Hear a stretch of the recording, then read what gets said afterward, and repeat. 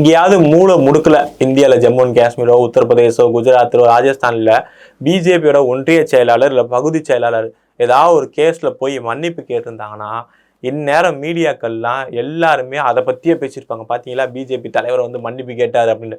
ஆனால் இந்த மீடியா ஒன்று மூடி அப்படியே மறைக்கிறாங்க. ஏன்னா எதிர்கட்சி தலைவராக இருக்கார்ல ராகுல் காந்தி அவர்கள் 12வது முறையாக கோர்ட்டில் சரண்டர் ஆகி மன்னிப்பு கேட்டிருக்காரு. இதை பற்றி எந்த ஊடகமும் பேசல. ஒரு தடவை 2 தடவைன்னா பரவாயில்ல, 12வது முறையாக போயிருக்கார்.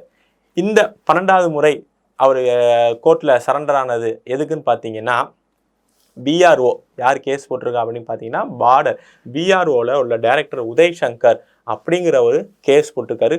கிரிமினல் டிஃபமேஷன் கேஸ் வந்து ராகுல் காந்தி அவர்கள் மேலே தொடுத்திருக்காரு. எதற்குன்னா, பாரத் ஜோடா யாத்ரா போகிறப்ப வந்து பார்த்தீங்கன்னா நம்ம பிஆர்ஓ இந்த சைனீஸு இங்கே வந்து நிறையா பிரிட்ஜ் கட்ட ஆரம்பிச்சிட்டாங்க, அது பண்ண ஆரம்பிச்சிட்டாங்க, இது பண்ண ஆரம்பிச்சிட்டாங்கன்னு சொல்லிட்டு நம்மளோட இராணுவ அதிகாரிகளில் குறிப்பாக எல்லைப்படை வீரர்களை வந்து கொச்சைப்படுத்தினால கேஸ் போட்டிருக்காரு. அதற்கு வந்து இவர் ஆஜராயிருக்காரு. உடனே ஆஜராகலைங்க. கோர்ட் வந்து அது எந்த கோர்ட்டில் ஆஜராயிருக்காருன்னா எம்எல்ஏ எம்பியோட அந்த கோர்ட்டில் வந்து ஆஜராயிருக்காரு லக்னோவில்.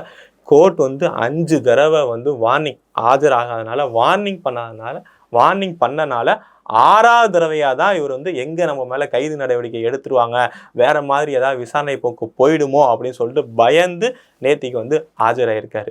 இந்த கேஸு தான் 12வது முறையாக அவர் ஆஜரானார். இதுக்கு முன்னாடி அந்த 11 என்ன ஏதுன்னு அப்படி சொல்லிட்டு குயிக்காக பார்த்துருவோமா. மன்னிப்பு கேட்டது ஃபஸ்ட்டு நேஷ்னல் ஹெரால்டு கேஸு நமக்கே தெரியும்.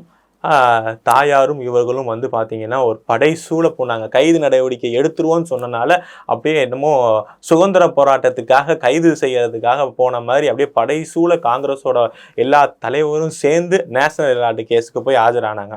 2வது ராகுல் காந்தி அவர்கள் எப்பவும் போல வந்து ஹேபிச்சுவல் அஃபண்டர்னே சொன்னாங்க இந்த இதில். அதாவது மகாத்மா காந்தி அவர்கள் கொலைக்கு வந்து ஆர்எஸ்எஸ் தான் காரணம் அப்படின்னு சொன்னால அதில் போய் நிபந்தனையற்ற மன்னிப்பு வேற கேட்டாரு. ஏன்னா அந்த கேஸுக்கு போய் 2வது முறையாக மன்னிப்பு கேட்டாரா. 3வது சவுக்கிதார் சோர்ஹே அப்படின்னு சொல்லிட்டு பாரத பிரதமர் அவர்களை கிண்டல் பண்ணது. இவர் இப்படி சொல்லவும் தான் பாரத பிரதமருக்கு வந்து பின்னாடியே அவர் வந்து அந்த எக்ஸ் தளத்தில் பேரெல்லாம் மாற்றி அது இன்னும் பெருசாக வைரல் ஆயிடுச்சு. அதற்கு அந்த சவுக்கிதார் அப்படிங்கிற சொன்னதுனால டிஃபமேஷன் கேஸ் போட்டதுனால அதற்கு ஆஜராகி மன்னிப்பு கேட்டாரா. அதற்கு கோன்கி தலாலி, அதாவது அதே நம்ம பாரத பிரதமர் அவர்கள் மேலே வந்து இது மீண்டும் அந்த சர்ஜிக்கல் ஸ்ட்ரைக் நடந்ததில்ல, அப்போ வந்து பொலிட்டிக்கலாக வந்து ஆர்மியை யூஸ் பண்ணிட்டாரு பாரத பிரதமர் மோடி அவர்கள்னு சொன்னனால அதற்கு டிஃபமேஷன் கேஸ் போட்டனால அதற்கு போய் மன்னிப்பு கேட்டார்.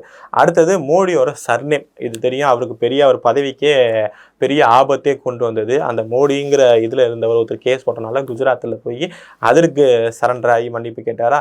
அப்புறம் சாவர்கர், இதுதாங்க ரொம்ப முக்கியம். சாவர்கர் அவர்களை வந்து இதே மாதிரி கேலி கிண்டல் பண்ணதுக்கு இவர் போய் ஆஜராகி மன்னிப்பு கேட்டார். இவர் சாவர்கர் கிண்டல் பண்ணுறதுக்கு எந்த தார்மீக உரிமை இருக்குது அப்படிங்கிறது நீங்களே யோசிங்க. சாவர்கர் எப்படிப்பட்ட சுதந்திர போராட்டத்தில் பங்கு பெற்றார்? அவருக்கு கொடுத்த அந்த தண்டனையில் 0.001% ராகுல் காந்தி அவர்கள் கொடுத்துருந்தா என்ன ஆயிருக்கும்? தான் பதவியை தக்க வைக்கிறதுக்கு கோர்ட்டே வந்து இவர் ஒரு ஹேபிச்சுவல் அஃபண்டர்னு சொல்லி போய் போய் போய் போய் போய் மன்னிப்பு கேட்குறவர் பதவியை தக்க வைக்க.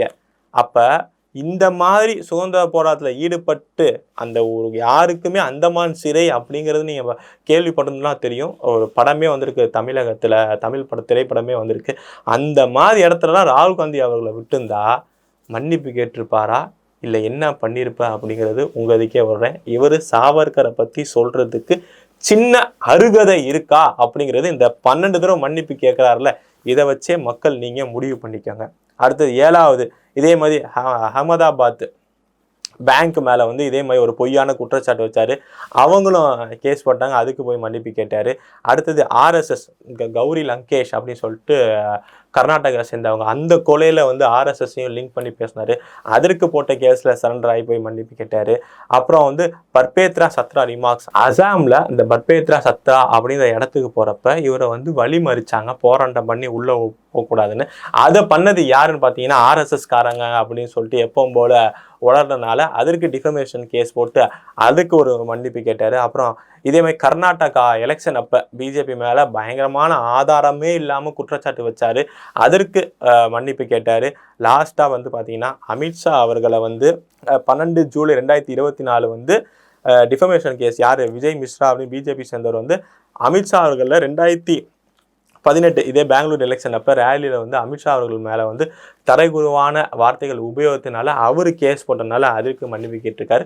12ஆவதாக நம்ம அண்மையில் பார்த்துருப்போம் வந்து பிஆர்ஓ அந்த பார்டர் அந்த அசோசியேஷன் போட்ட கேஸில் ஆஜராகி மன்னிப்பு கேட்டிருக்காரு. இத்தனை தடவை மன்னிப்பு கேட்குறது ஓகே, சரி யாராவது ஒரு சாதாரண ஆளாக இருந்தால் பரவாயில்ல. கோர்ட் வந்து ஹேபிச்சுவல் அஃபண்டர்னு சொல்லுது, தெரிஞ்சு தான் இவர் பண்ணுறாருன்னு சொல்கிறாங்க.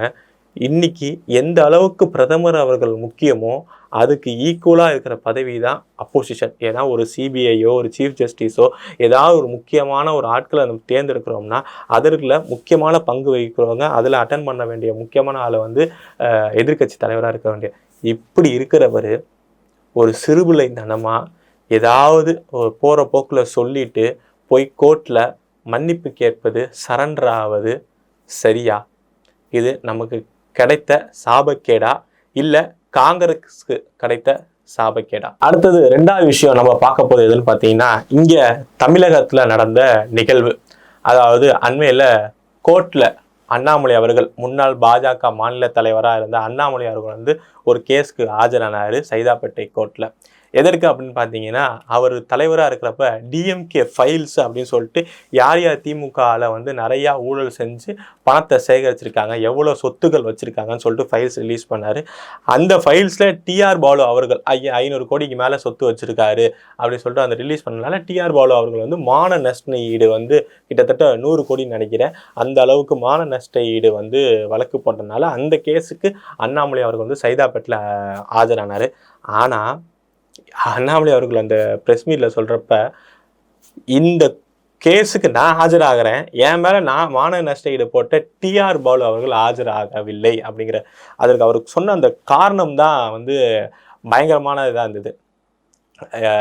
நான் வந்து டிஎம்கே ஃபைல்ஸ்னு ஒன்று ரிலீஸ் பண்ணேன், அப்போ போகாத மானமெல்லாம் பிரதமர் அவர்கள் எப்போ இவங்க வந்து கூட்டணி கட்சியில் இருந்தாங்களா, காங்கிரஸ் கூட கூட்டணி கட்சி பிரதமரே வந்து அப்போ இருந்த பிரதமர் வந்து யாரை வேணால் நான் வந்து அமைச்சராக ஆக்குவேன், ஆனால் டிஆர் பாலுவை மட்டும் நான் அமைச்சராகவே ஆக்க மாட்டேன், அந்த அளவுக்கு ஊழல் செஞ்சிட்ருக்காரு அப்படின்னு சொன்னப்போ போகாத மானமெல்லாம் நான் வந்து ரிலீஸ் பண்ணதில் போயிடுச்சா? இந்த கேஸு இன்னைக்கு வரணும் அப்படின்னு கேட்டதே வந்து நீங்கள் தான், ஆனால் நான் ஆஜராயிட்டேன், நீங்கள் ஆஜராகவே இல்லையே, ஏன், என்ன காரணம், பயமா, இதை நான் சந்திக்க தயார் அப்படின்னு சொல்லிட்டு டிஆர் பாலு அவர்களுக்கு வந்து ஒரு சவாலே விடுத்திருக்காரு வந்து முன்னாள் பாஜக தலைவர் திரு அண்ணாமலை அவர்கள். உண்மையாலுமே இந்த கேஸு பார்க்குறப்ப நமக்கே ஒரு சந்தேகம் வருது, ஏன் டிஆர் பாலு அவர்கள் வந்து ஆஜராகவில்லை? நிஜமாலே பயமா? அண்ணாமலை அவர்கள் சொன்ன மாதிரி நீங்கள் கேட்ட டேட்டுக்கு தான் வந்து கோர்ட்டும் பர்மிஷன் கொடுத்துருக்கு, அப்புறம் ஏன் ஆஜராகவே இல்லை? இது ஒரு தடவை தானா அப்படின்னு பார்த்தா அதுதான் இல்லையா, தொடர்ந்து வந்து இது வந்து அவர் ஆஜராகாமையே இந்த இதில் வந்து தப்பிச்சுக்கிட்டே இருக்காரு.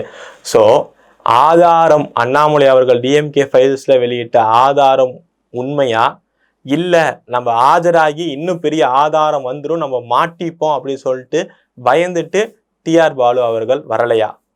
விடை வந்து சொல்ல வேண்டியது டிஆர் பாலு அவர்கள் தான். பொறுத்திருந்து பார்ப்போம் இந்த வழக்கு அடுத்த கட்ட நகர்வு எப்படி இருக்க போகுதுன்னு. நன்றி, வணக்கம்.